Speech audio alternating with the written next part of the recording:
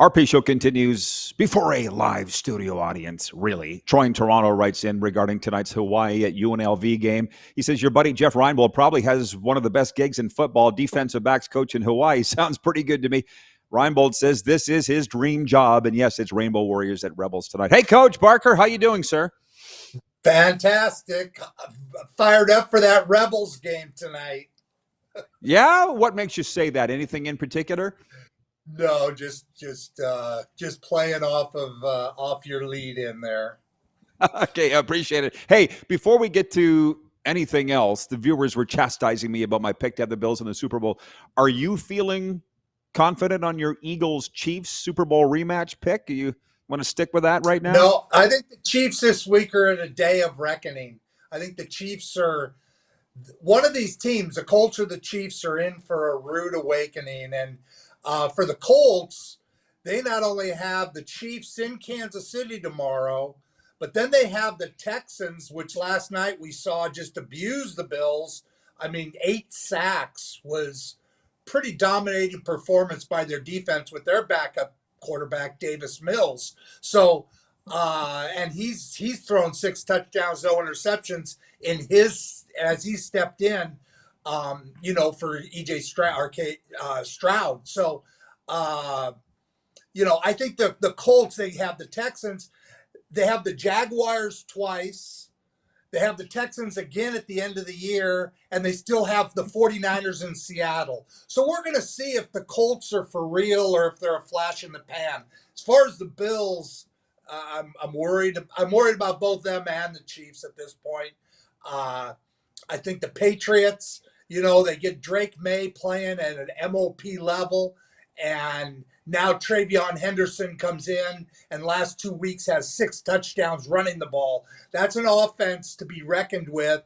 And the Patriot defense is what the Patriot defense has always been. I mean, they're good. And I think they're going to, that just throws another thing into the AFC mix, the Patriots. So, that game, I think the Chiefs and Colts, it's a day of reckoning for both teams. One of these teams, my prediction is team that loses going to be kind of a little bit on the downslide at the wrong time of the year.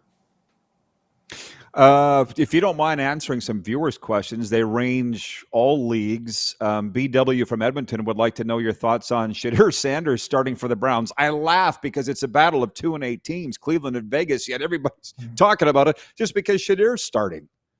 But what a perfect situation. Shadir Sanders getting his first ever start in professional football in Las Vegas.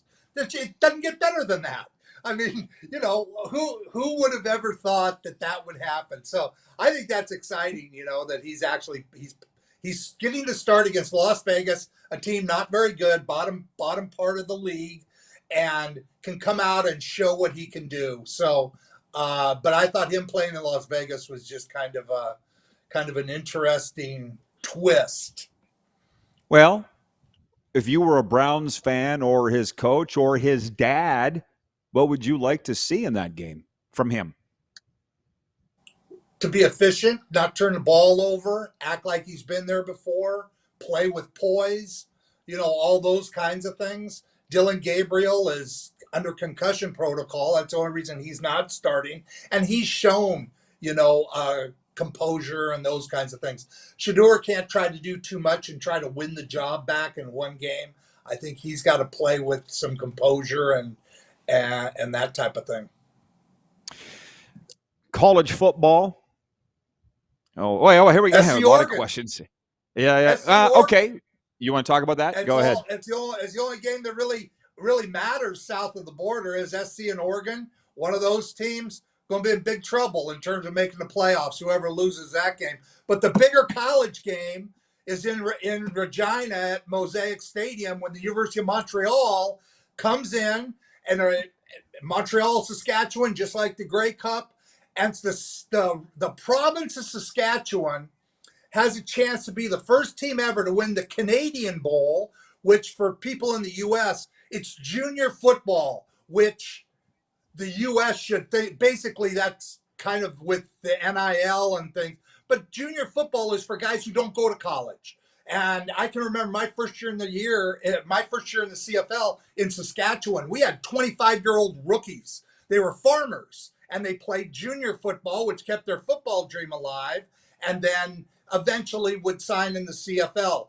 I just remember, I think it was a 26-year-old rookie who had just played for the Hilltops. So, but they have a chance. The Saskatoon Hilltops won. The Saskatchewan Roughriders won. Actually, the Saskatchewan Valkyries, who dominated the Canadian Western Women's Football League in the spring, they won. So they have a chance to have 4 football winners in one province. Never been done. So that's the exciting college game. The rest of the college games are not much. I mean, I like to talk a little about the Argo, what's going on with the hiring of the new coach. I think let's do it. Kind of fascinating. Kirk in Toronto was written in on the Western Dots text line to ask who you believe will be the next head coach of the CFL's Toronto Argonauts. Yeah, I think it's so difficult this year because the candidates, I think the top 2 candidates are Kent Austin and Orlando Steinauer. Now, again, Noel Thorpe is a candidate, but he can't even be talked to until Sunday because of CFL rules, which don't allow a team to talk. You can't talk to a candidate within 7 days of his final game. So his game was Sunday. The Argos could conceivably talk to Noel Thorpe on Sunday. The problem is Kent Austin, in that Kent is now the offensive coordinator at Auburn. Since the firing of Hugh Freeze, he's become the offensive coordinator. Well, for people that didn't pay attention, they played Vanderbilt, very, very good potential playoff team in Vanderbilt, and they lost in overtime. It was like 45-38. And his offense had 563 yards of offense. They really got it together. The quarterback threw for 300. They ran for 250. I mean, they play Mercer this week, and then next week Auburn plays Alabama. Well, that throws a little, I don't know Kent well, but I know him well enough to know that he will be totally engulfed in getting that game plan ready for that Alabama game that everybody in the country will be watching. And he is the offensive coordinator now. So it's a big game for he's not going to come up here and interview on a Tuesday. I can tell you that. That's not going to happen if that's what they choose to do. So they're going to have to wait until after that game. And then, what's going to happen? Is Auburn going to try to keep him, or is he going to have, if they do great, is he going to have a chance? Those coordinator jobs are going to pay $1 million a year.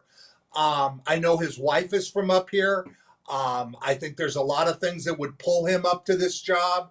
I know Keith Pelly, he was the coordinator in 2006 with the Ricky Williams debacle, and he ends up getting fired. He goes to Saskatchewan, wins the Grey Cup the next year in 2007 with the Riders. And so, Kent Austin has a background that the people with the Argos higher up are very familiar with. Orlando Steinauer's in a job he loves. He's a president of football ops.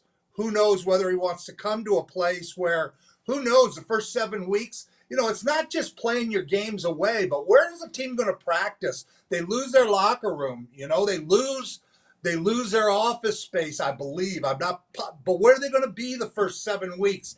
If you're a first-time coach, I know they're also interviewing on staff Mike Miller, who is already interviewed. I believe they're interviewing Mickey Donovan, possibly Kevin Iben. So I think they're doing in-person staff interviews now. But that whole Kent Austin thing makes this thing interesting in terms of how long it'll go. But those are some of the names that I believe are going to be involved in it. In terms of which one, again, I have no idea. Well, I'll tell you what. Like last week, I had no idea about Mike O'Shea. After talking to him for 2 hours, I had no idea what he's going to do. Yeah, I wonder if he did. But I'll tell you, here's the thing that I like/hate about the football world. I was talking to a football guy the other day, and he goes, "Why would they hire Kent? He flamed out in Hamilton." I'm like, I don't know, man. And they said maybe the Argos will go way off the board. They did with Dinwiddie. I don't think a lot of people saw that coming when they hired Ryan at 38. Like maybe there's somebody in the weeds that Well, we haven't Mark thought of. Mueller's a name that's been talked about, but the word is Mark wants to stay, and he's got Trevor there. They understand his thing, and he feels comfortable there. And like I say, the Argo job throws up a lot of question marks in terms of, right now the only personnel person they have is John Murphy. Pinball is the GM, but he's not. He doesn't really go out and watch film, and that guy he can do. He does some contracts and those kinds of things, but. And then the whole thing with that game, the World Cup next year. So there's some questions with this job that make it difficult.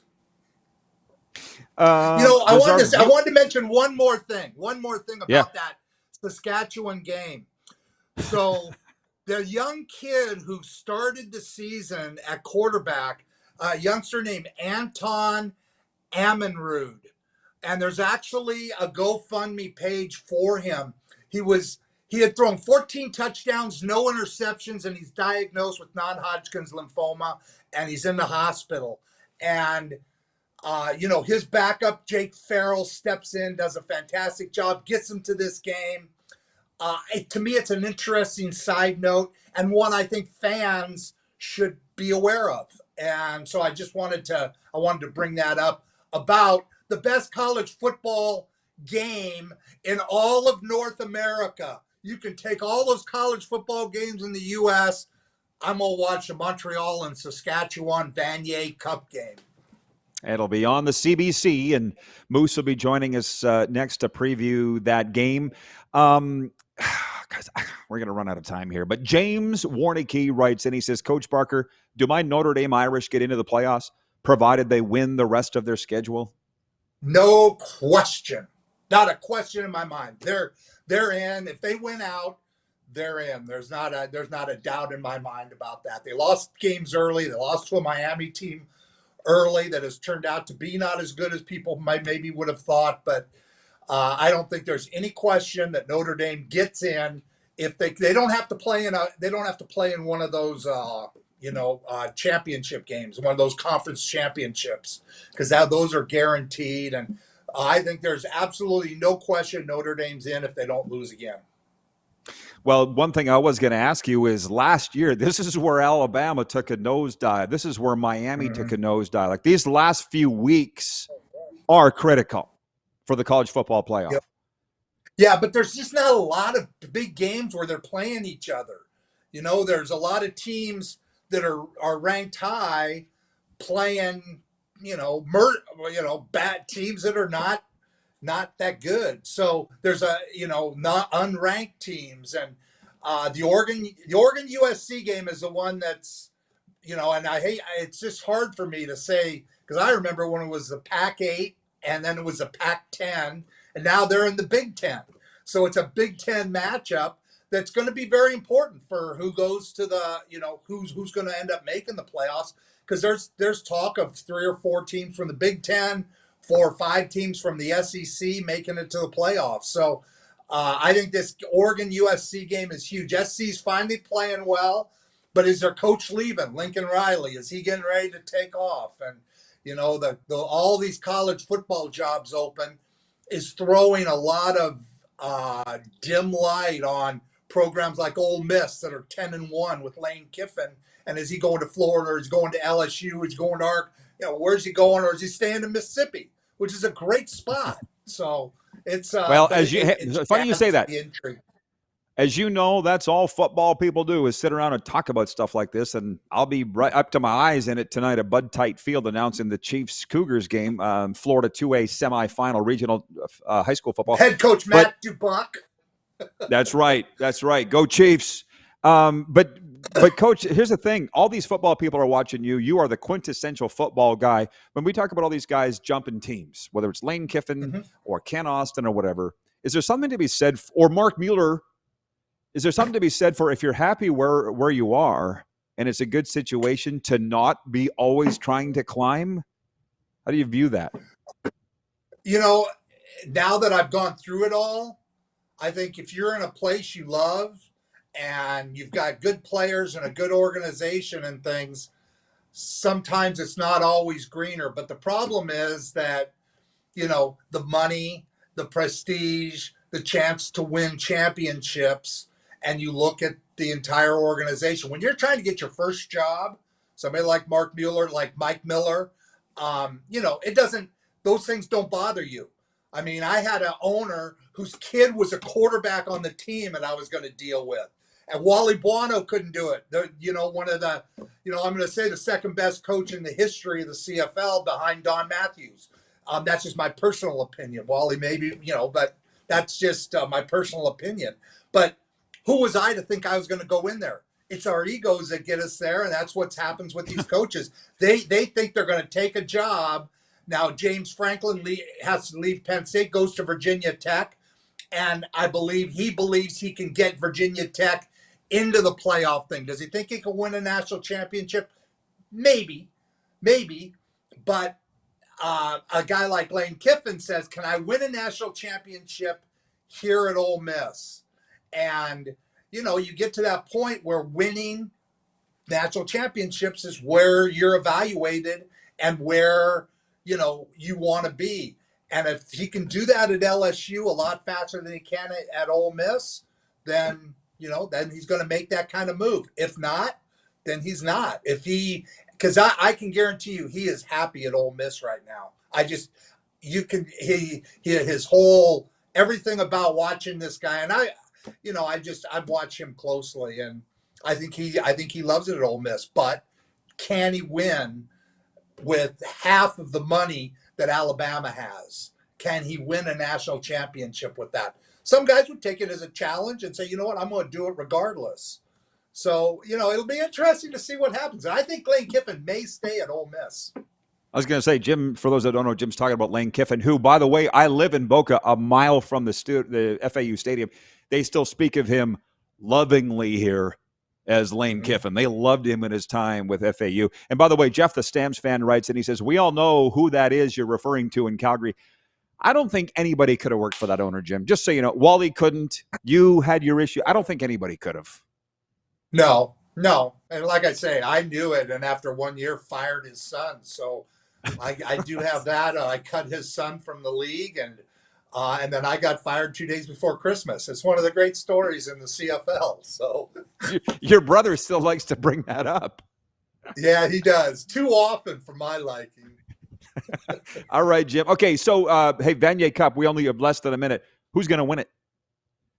I'm going to pick Saskatchewan at home. I think there's going to be a good crowd there. They're fired up from the Grey Cup.